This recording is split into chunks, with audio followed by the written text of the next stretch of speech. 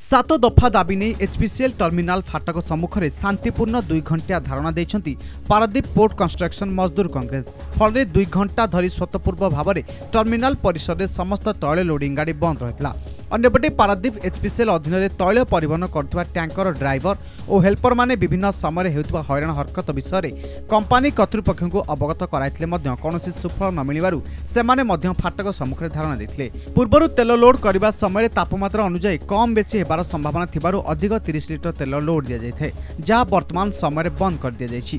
ताहाको पुनर्बार चालू करा जाय बोली सेमाने दाबी करछंती।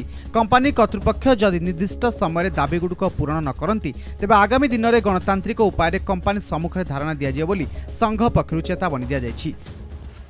आज आम यूनियन तरफ एचपीसीएल ड्राइवर मानकर 7 दफा दाबी नहीं आम धारणा देइथिलु एचपीसीएल फाटक सामने।